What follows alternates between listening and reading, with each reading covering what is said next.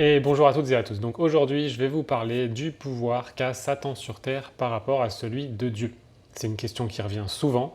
C'est une question et des questionnements que j'ai eu notamment avec une dame récemment. On a eu un échange ensemble et effectivement, ça m'a inspiré de faire cette vidéo justement pour répondre à ces questionnements. Et franchement, c'est des questionnements qu'on a tous. Et donc, une première question, c'est pourquoi est-ce qu'on ne voit pas tout ce dont je parle dans mes vidéos dans les églises, à savoir des guérisons, des chasses de démons, les baptêmes, etc.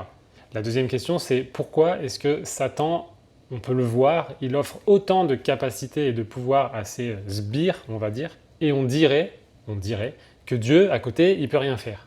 Troisième question, pourquoi est-ce que certaines prières ont l'air de ne rien faire, de ne pas fonctionner?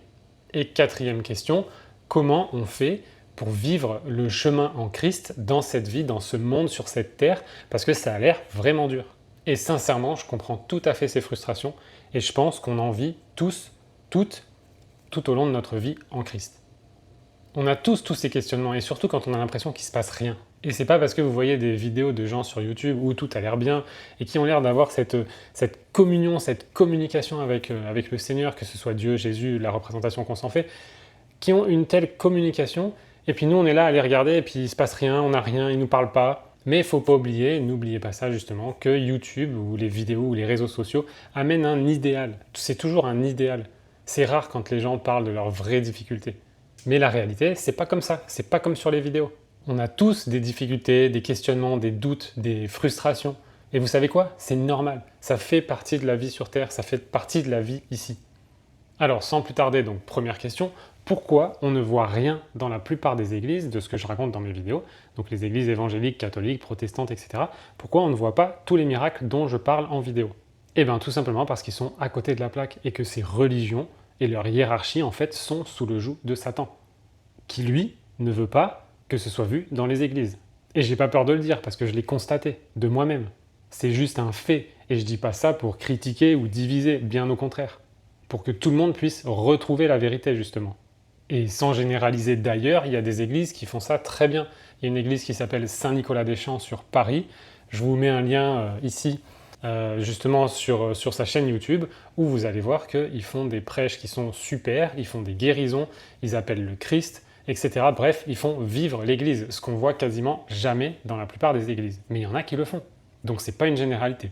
Et d'ailleurs, pour ma part, j'exhorte tous les chrétiens à ouvrir leur Bible, et à lire les évangiles, et à lire le livre des Actes, par exemple. Et regardez ce que vous êtes censé vivre dans les églises. C'est pas le cas du tout, mais vous êtes censé vivre ce qui est écrit dans la Bible. Et vous pouvez ensuite aller questionner votre prêtre ou votre pasteur et lui demander « Mais pourquoi on ne voit pas ce qui est écrit dans la Bible dans les églises, dans mon église ?» Mais en même temps, vous saviez que la plupart des gens qui vont à l'église n'ont pas lu la Bible. Et s'ils lisent pas la Bible, comment ils peuvent savoir ce qu'il y a dedans, si ce n'est en écoutant leur prêtre ou leur pasteur à qui on a dit ce qu'ils devaient dire? Et tout ça, ça vient de tout en haut. Et tout en haut, je ne parle pas de Dieu, là qu'on soit bien clair. Alors oui, il y en a beaucoup qui vont à l'église pour se faire pardonner peut-être de leur semaine, ou pour faire bien aux yeux de leurs voisins, de leurs amis, ou pour être bien vu. Mais bien vu par qui? Puisque le seul qui est regardant ici, c'est Dieu et il voit tout. Vous devez vivre sur le chemin de Jésus, dans les pas de Dieu, chaque seconde de votre vie. C'est pas vous oubliez tout pendant la semaine et vous allez dimanche vous faire pardonner. Pourquoi, par exemple, certaines personnes qui vont à l'église sont si odieuses ou désagréables dans leur vie chrétienne, dans leur vie de tous les jours? Parce qu'elles ne vivent pas le chemin et Dieu ne les reconnaîtra pas. Aller à l'église, c'est pas suffisant pour se faire pardonner de votre vie de tous les jours. Ce qu'il faut, c'est transformer votre cœur, votre quotidien. Vous devez devenir le saint qui marche sur les pas de Jésus. Et pour certains, vous pouvez même vous sentir mal dans les églises. C'est mon cas quand il y a une messe, par exemple. J'aime bien y aller pour me recueillir, pour faire une prière, pour le silence, pour l'architecture. Mais dès qu'il y a une messe, finalement, je m'y sens mal. Parce que je trouve ça décalé et sans intérêt, finalement. Pour moi, ils ont complètement retiré la vie de l'église, et ça se voit sur les bancs, finalement. Peut-être que dans votre église en particulier, vous allez y trouver encore la vie, mais si ce n'est pas le cas, arrêtez, ne vous forcez pas à ça, c'est pas ça qui compte.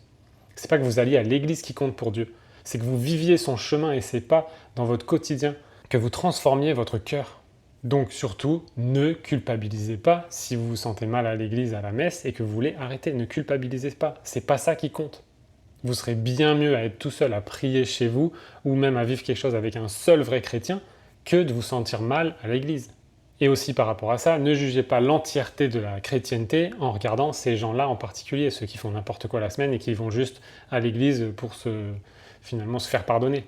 Ne jugez pas par ces gens-là parce qu'ils ne sont pas représentatifs. Et ça fait justement l'objet d'une vidéo que j'avais fait que je vous recommande vivement, je vous la mets ici. Alors, question suivante, pourquoi Satan offre-t-il autant de capacités et de pouvoir à ses sbires, si je puis dire, et finalement on dirait que Dieu ne fait rien à côté? Alors ça, c'est une question qui revient souvent, et franchement, j'ai moi-même eu assez de mal avec ça au début. En fait, Dieu, il est bon, il est amour.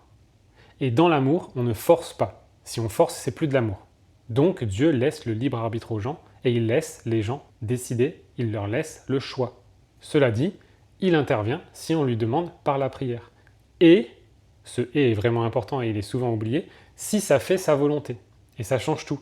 Satan, en revanche, lui, il va donner, il va prendre, il va forcer, et il va offrir beaucoup plus, finalement, on a l'impression qu'il offre beaucoup plus de pouvoir aux gens qui l'écoutent, parce qu'il va prendre 2 fois plus en retour.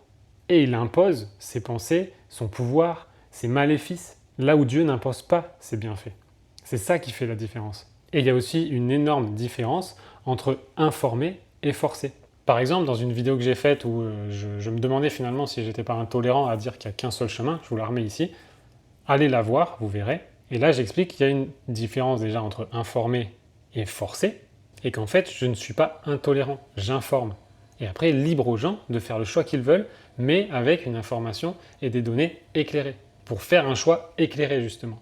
Satan, en revanche, dans tout ce qu'il fait et les dérives qu'il apporte, notamment auprès de nos gouvernements, par exemple, de certaines religions, etc., dans toutes ces dérives, et Dieu sait qu'il y en a en pagaille, il impose son point de vue. Il impose ses malédictions et ses travers. Et il impose par la séduction. De l'argent, généralement, ou du pouvoir, ça séduit beaucoup ici-bas sur Terre. Fais ci et t'auras la richesse. Fais ça et t'auras de la notoriété et du pouvoir. C'est super sexy. Il y en a beaucoup qui tombent dans le piège. C'est sexy sur Terre, mais ce qu'il retire à ses, followers, si on peut dire comme ça, c'est la vie. C'est carrément la vie, rien de moins. Et en ça, il impose. Dieu, lui, il propose juste sa vision et à chacun d'être libre de la suivre ou pas, en connaissance des conséquences. Avec Dieu, il n'y a pas de promesse d'argent, de prospérité, de célébrité, de pouvoir ou autre, tout comme il n'y a rien que Dieu ne retire non plus en échange. Donc le côté sexy ou le côté liberté, à vous de choisir. Mais si vous allez sur le côté sexy, vous ne serez pas libre, même si vous pensez l'être. Et je prépare d'ailleurs un super extrait pour la semaine prochaine, pour dans 2 semaines, et vous verrez comment Satan agit pour certaines personnes. Alors, 3e question maintenant. Pourquoi certaines prières ont l'air de ne pas fonctionner? L'idée finalement, c'est d'avoir la foi et de continuer de se rapprocher de Dieu. Donc il faut persévérer dans les prières en sachant que finalement on a déjà reçu, comme si c'était déjà exaucé, mais qu'il faut juste le temps de Dieu. Parce que Dieu a son propre temps et parfois on n'est pas capable de comprendre ça. Il faut le temps de Dieu pour que ça devienne perceptible, humainement. Dieu, il a son propre calendrier. Ça aussi, j'ai mis du temps à le comprendre. Et je pense que je suis toujours en train de le comprendre. Il a son propre temps, il a son propre calendrier. Il a son propre plan. Et il n'ira jamais contre ça. Et réfléchis à ça. Dieu, il veut aussi que tu lui montres que tu as la foi. Et si tu te dis, ah ben j'ai ce truc qui me dérange, je vais prier pour ça, pour que Dieu arrange les choses, et tu fais ça une semaine et il ne se passe rien. Et au bout d'une semaine, tu abandonnes et tu dis, bon c'est bon, ça ne marche pas. Est-ce que c'est ça avoir la foi? Non. C'est pas la foi ça. La foi, c'est savoir que ça va arriver, quel que soit le temps que ça prend, tôt ou tard. Donc, tu continues, tu persévères, jusqu'à ce que les résultats arrivent ou que tu comprennes quelle est la volonté de Dieu. Dernièrement, il m'a fallu 9 mois de prières, et pas que les miennes, des prières d'amis aussi, pour qu'un de mes symptômes disparaisse complètement. 9 mois, c'est long quand même. 9 mois, c'est long et frustrant. Et franchement, il y a des gens, c'est encore beaucoup plus. Et j'ai eu des moments de colère, j'ai eu des moments de déprime, j'ai eu des moments de frustration. Mais Dieu gagne tout le temps. Et si ce n'est ici, de l'autre côté. Ta prière, elle est entendue, mais parfois, tu peux être testé aussi. Tester ta foi. Et si ta prière est éprise de doute, ça peut être bien moins puissant. N'attends pas de résultats immédiats. En fait, si, attends-les, mais sois patient. Et une patience infinie en attendant des résultats presque immédiats. C'est un mélange un peu étrange. Mais c'est ça la foi. C'est comme si si tu t'attends à ce que ça arrive dans longtemps, c'est possible que ça va arriver dans longtemps. Et c'est pas le but. Ta foi, elle est importante. Donc il faut que tu crois que ça va arriver à la fois tout de suite, mais tout de suite dans une patience telle que même si c'est dans 3, 6, 9 mois, c'est ok. Parce que tu as la foi que ça va arriver. Donc tu continues. Donc sois patient et continue. Et si tu es frustré, dis-lui. Et si tu es en colère, dis-lui. Et si tu es fatigué, dis-lui. Lâche tout ça, mais continue de prier, comme si c'était déjà exaucé. Et que juste simplement, le temps de Dieu doit s'opérer. Allez, quatrième point maintenant que je voulais aborder, donc le fait que finalement, pour certaines personnes, c'est trop dur de vivre ici sur Terre, sur le chemin en Christ. Et franchement, je suis aussi d'accord avec vous, c'est pas que facile. Mais souviens-toi d'une chose, et moi c'est un peu mon pilier, souviens-toi que c'est pas cette vie qui compte, c'est après cette vie. Cette vie, c'est un investissement sur ce qui va se passer après. Et ne perds jamais ça de l'esprit. Ne perds pas ton temps dans la frustration ou la colère. Exprime-la rapidement pour la libérer, mais oriente ensuite tes pensées sur tout ce qui va, sur tout ce pourquoi tu es déjà reconnaissant de ce que Dieu a déjà fait pour toi. J'ai changé mes prières récemment, quand j'avais une période un peu creuse ou difficile ou frustrante, ça arrive à tout le monde. Et en fait, je suis passé de demander, quémander, à remercier. Remercier dans un premier temps. Et c'est-à-dire qu'au lieu de demander toujours quelque chose de plus que ce que j'ai déjà, plutôt quelque chose de nouveau, puisque finalement, dès qu'une prière est exaucée, on passe à la suivante. Mais combien de temps on passe à remercier aussi? Et du coup, je me suis mis d'abord à remercier tout ce qu'il a déjà fait pour moi. Ça permet de se rappeler tout ce qu'il a déjà fait et se mettre dans une énergie de gratitude, dans une bonne énergie. Dans une énergie de gratitude et de joie. Et ton cœur se met, pendant cette période de gratitude, ton cœur se met dans la joie et la gratitude. Et après, tu as un cœur pur pour prier et demander. Comme le dit la Bible, le chemin en Christ, il est étroit et il y a peu de gens qui vont l'emprunter. Et c'est ça l'emprunter. C'est pas difficile, c'est juste que ça requiert de la persévérance. Ça requiert de la foi. Donc c'est pas toujours facile, mais rappelle-toi toujours que cette vie est un investissement pour la suite, l'après. Et parfois, pour prendre l'analogie avec l'investissement, parfois pendant un long moment, tu peux pas toucher ton argent. Parce que ça a fluctué, parce qu'il est descendu, parce que tu peux pas toucher ton argent. Il n'y a que l'attente finalement. Et au bout de quelques années, tu vas commencer à pouvoir extraire du fruit de cet investissement. Et tu vas pouvoir t'en servir pour laisser aussi sagement et intelligemment le reste fructifier. Et bien vois cette vie comme un investissement. Laisse le temps faire son boulot et investis ta vie, ton temps sur le chemin de Jésus. Parce que ce retour sur investissement que tu auras, c'est le plus merveilleux que tu peux même pas imaginer. C'est la vie éternelle, c'est le bonheur. C'est la justice, la justesse, la sagesse, l'émerveillement. Alors ça vaut vraiment le coup. Sors de ta frustration finalement. Sors de tes difficultés. Relaxe-toi, laisse Dieu te guider. Détends-toi en fait, laisse-le faire. De toute façon, tu ne peux pas faire grand-chose, c'est le monde de l'invisible qui gouverne nos vies. Que ce soit Dieu ou Satan, c'est le monde de l'invisible. D'où la prière, d'où le cœur pur. Et Dieu, il aime la joie, la bienveillance, il aime l'entraide, la gratitude et le fait de servir. Alors sois ça avec joie, et ton investissement sera le plus fructueux que tu aies jamais vu. C'est un chemin étroit, mais c'est le meilleur. Et comme il est écrit dans Matthieu 7, versets 13 et 14, « Entrez par la porte étroite, car large est la porte, spacieux est le chemin qui mène à la perdition, et il y en a beaucoup qui entrent par là. Mais étroite est la porte, resserré le chemin qui mène à la vie, et il y en a peu qui la trouvent. » Au final, ma recommandation pour vous, c'est de vous connecter à d'autres chrétiens, des vrais chrétiens, ceux qui pratiquent et qui vivent la parole. Et il y en a, je suis certain, pas loin de chez vous. Il faut vous connecter ensemble. Et si vous voulez les trouver, vous pouvez aussi aller à des événements comme ceux dont j'ai parlé, de TLR, qui sont très bien. Genre, je mets des liens sous mes vidéos à chaque fois. Où il y a aussi Cyril Cerdan, que j'ai découvert plus récemment, qui est dans le sud de la France, qui est très bien aussi. Vous allez vous connecter à d'autres personnes. Comme je vous ai dit, personnellement, j'ai déjà essayé, là dans le coin, 2 églises évangéliques. Ça ne m'a pas plu du tout. Je trouve que leur prêche, leur façon de faire l'église est morte. Et finalement, je me suis senti mal 2 fois. Je suis allé que 2 fois, je me suis senti mal 2 fois. Ben, j'ai décidé d'arrêter. Je ne vais pas aller là. Ils sont coincés dans leur dogme, je ne sais pas, ou attachés à leurs privilèges, j'en sais trop rien, mais ça ne marche pas, ça fait pas vivre la Bible. Ils font pas ce qui est écrit dans la Bible. J'en parlais un peu plus tôt dans cette vidéo. C'est pas du tout ça que Dieu a demandé. Du coup, faites des églises de maison. Je ne sais pas si vous avez déjà entendu ce terme. Les églises de maison, c'est justement des regroupements entre vrais chrétiens. Vous faites ça pas trop nombreux, maximum 10 personnes, chez les uns ou chez les autres. Et vous changez. Et vous vous soutenez en fait, et vous faites vivre cette parole. Vous passez un moment ensemble, vous passez un moment super agréable de joie, de bonheur entre amis. Et vous vous remontez le moral, vous priez les uns pour les autres. Vous faites des guérisons, vous faites des délivrances. Vous baptisez s'il y a besoin de baptiser. Vous chantez, vous louez, etc. Et là, vous passez un moment divin. Et en plus, c'est bien plus efficace que d'aller vous embêter ou vous sentir mal dans une église. Voilà, donc prenez soin de votre chemin en Jésus.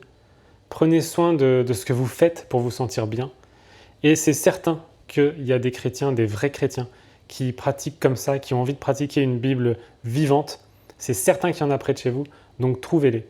Que ce soit via des événements, que ce soit via des outils, j'en sais rien, il y a peut-être des sites de rencontres chrétiens, j'en sais rien, mais vous pouvez les trouver.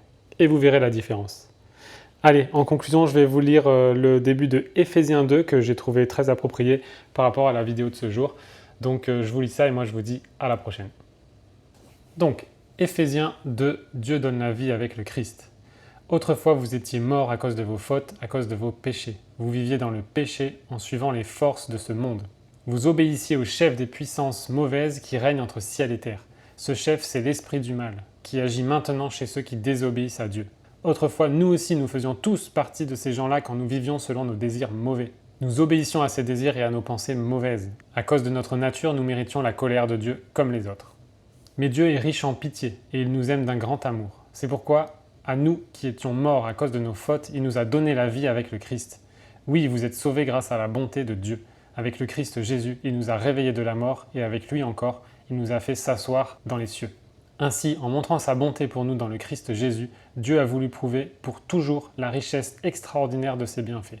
En effet, vous êtes sauvés grâce à la bonté de Dieu et parce que vous croyez. Cela ne vient pas de vous, c'est Dieu qui vous donne le salut. Ce salut ne vient pas de vos actions à vous, donc personne ne peut s'en vanter. Oui, c'est Dieu qui nous a fait. Il nous a créés dans le Christ Jésus pour que nous menions une vie riche en actions bonnes. Et ces actions, Dieu les a préparées pour que nous les fassions.